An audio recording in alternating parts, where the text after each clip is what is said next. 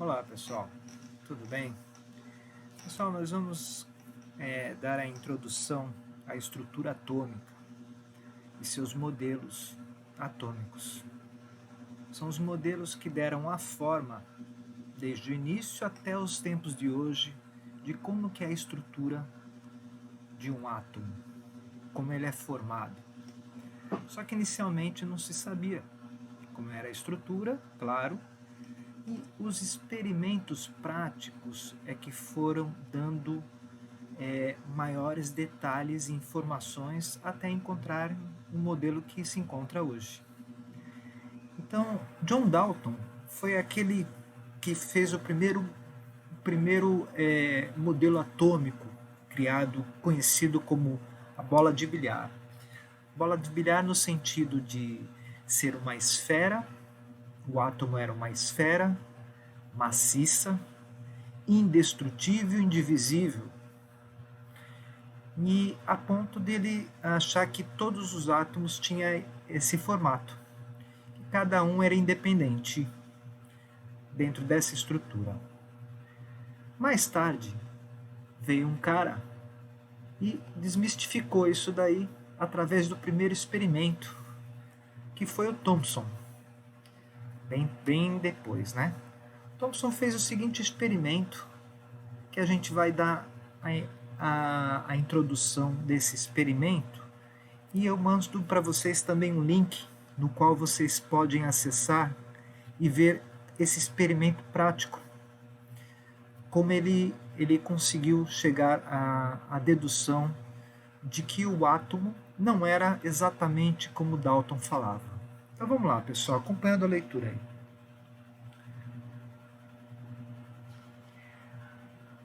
Existem em nosso planeta aproximadamente 90 elementos químicos de ocorrência natural,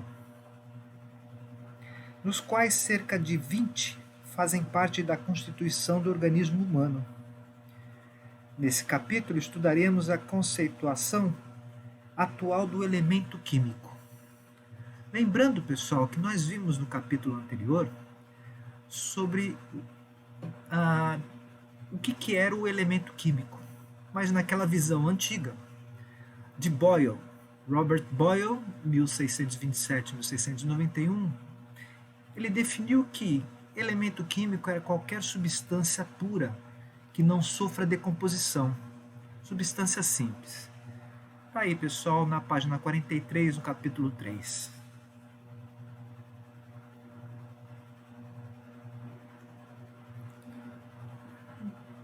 Então, pessoal, vamos falar agora sobre a carga elétrica, atração e repulsão. Ao atritarmos um bastão de vidro em um tecido de lã, o vidro passa a ser portador de carga elétrica positiva, sinal escolhido por convenção, ok, pessoal? E a lã portadora de carga elétrica negativa, também por convenção.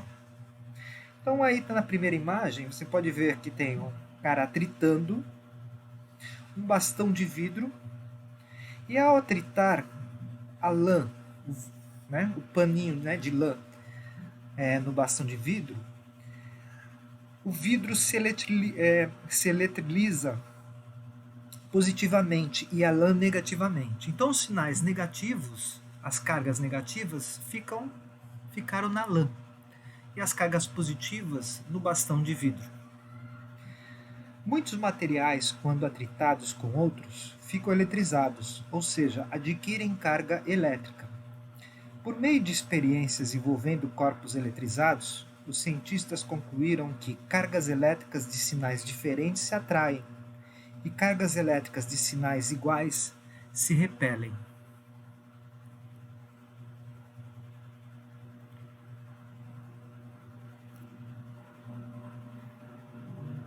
Isso está de acordo com o fato de a lã de vidro, eletrizados com carga de diferentes sinais, se atraírem e os dois bastões de vidros eletrizados com carga do mesmo sinal se repelirem.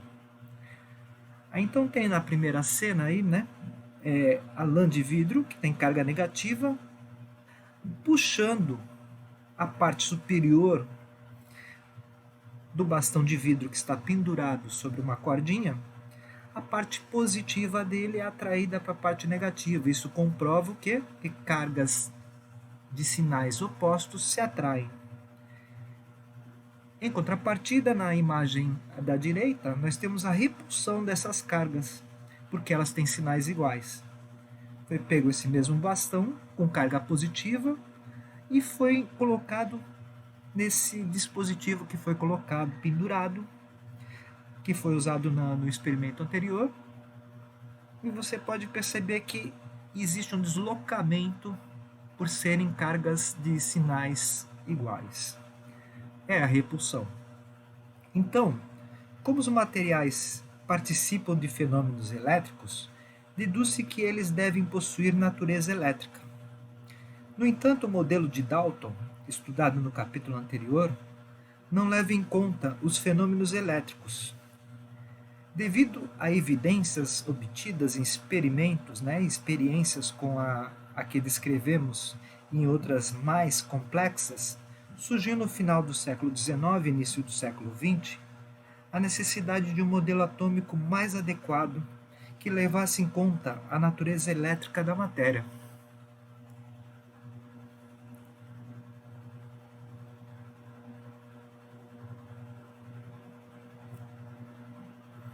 Vamos falar agora sobre as descargas elétricas em gases a baixa pressão.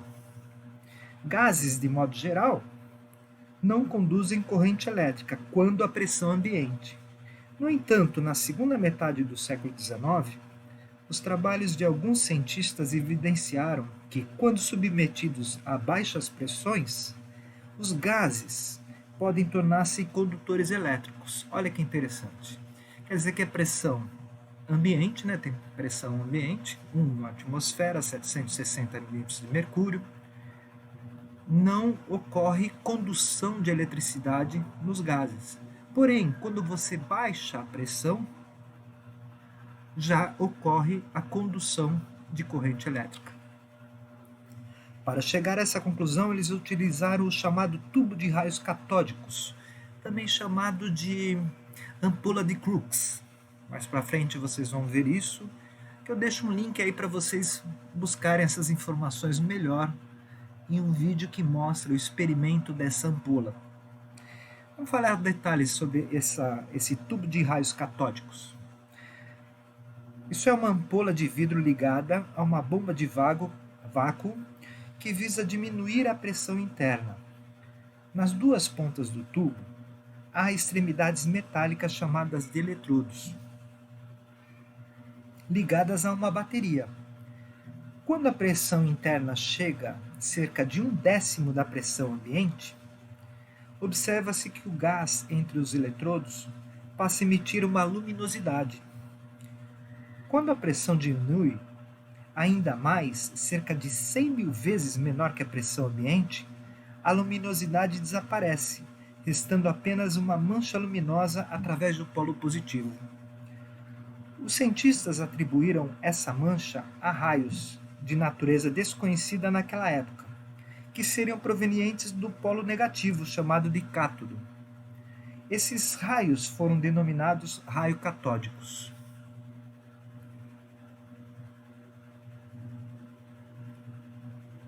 Então notem, pessoal, nós temos aí então os tubos.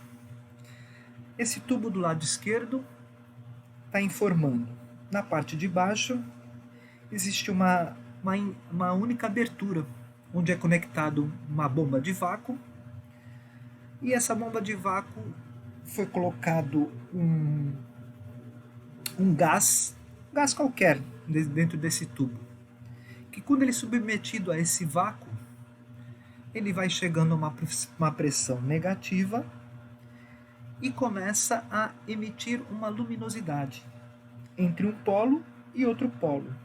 O polo negativo, é esse do lado esquerdo, chama-se cátodo, e o polo o positivo, que fica ao lado direito, ânodo.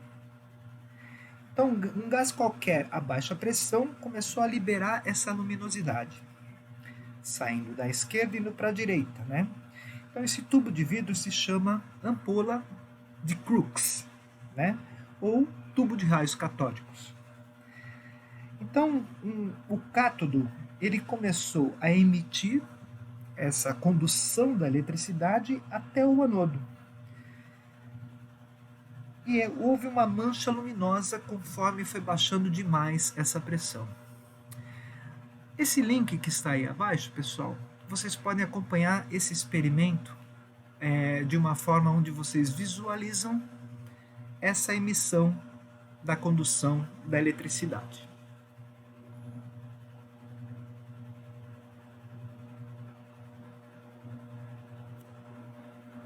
Descoberta do elétron e do próton.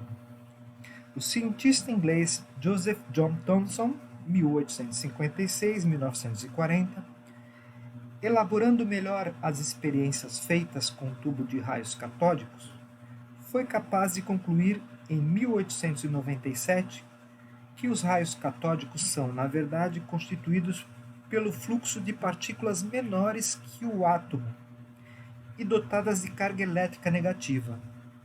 Estava descoberta a partícula que chamamos de elétron. Essa descoberta indicava que o átomo não é indivisível, como sugeria o modelo de Dalton. Havia necessidade de um novo modelo, e foi Thomson que o propôs. O átomo, segundo ele, deveria ser formado por uma esfera de carga elétrica positiva, possuindo elétrons anexos, ou seja, na sua superfície. Assim, a carga elétrica total de um átomo seria nula, pois a carga negativa dos elétrons compensaria a carga positiva da esfera que os contém. Esse modelo é conhecido como modelo de pudim de passas.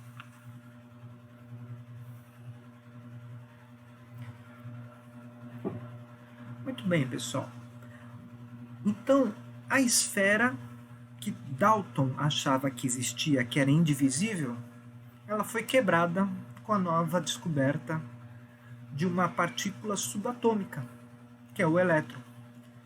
Então, se ele tem partículas, subpartículas, dentro da partícula átomo, que ele achava que era uma esfera maciça, indivisível e indestrutível, na verdade não era. Então, ele acreditava que seria uma esfera de carga positiva com elétrons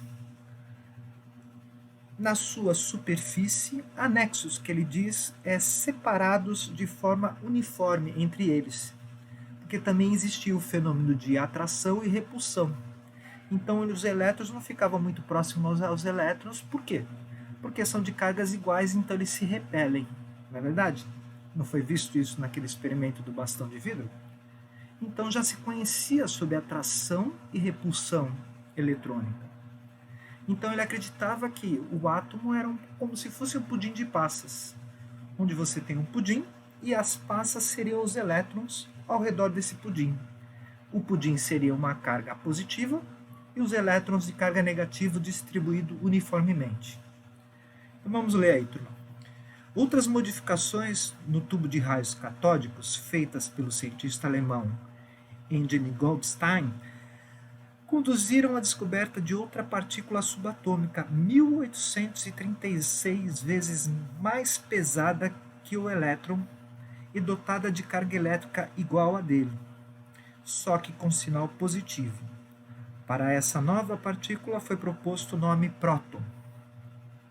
Assim, ao final do século XIX, com a descoberta do próton e do elétron, já estava comprovado que o átomo não era indivisível e que mesmo o modelo de Thomson era incompleto, pois não levava em conta a existência dos prótons. Um novo modelo se fazia necessário. Ainda não tinha sido descoberto o próton, mais tarde foi descoberto, mas esse modelo é que ficou que durou um pouco mais até a entrada de um novo cientista, que ele se aprofunda um pouco mais e vai desenvolvendo uma outra forma de modelo. Bom, pessoal, era isso que eu tinha para falar para vocês a respeito do início da estrutura atômica. Antes de a gente falar sobre o átomo como ele é hoje, é importante conhecer as fases e que os experimentos da época é que foram dando informações mais precisas de como que fica a estrutura. A gente sabe hoje que o átomo ele contém um núcleo e tem a eletrosfera. São divididos em duas partes. Esse núcleo tem carga positiva e também tem carga neutra. E na eletrosfera tem carga negativa. Então, como é que isso foi chegando a esse ponto? Através dos experimentos. Então, conforme os experimentos foram se desenvolvendo, anos após anos, a estrutura atômica foi realmente colocada em evidência como a ideal. Ok, pessoal? Bom, era isso que eu tinha para falar para vocês hoje. Na próxima aula, a partir de amanhã, eu já vou estar passando para vocês a segunda parte desse vídeo, que é o experimento de Rutherford, no qual ele descobre melhor ainda uma maneira de explicar o átomo. Ok, pessoal? Obrigado e até amanhã.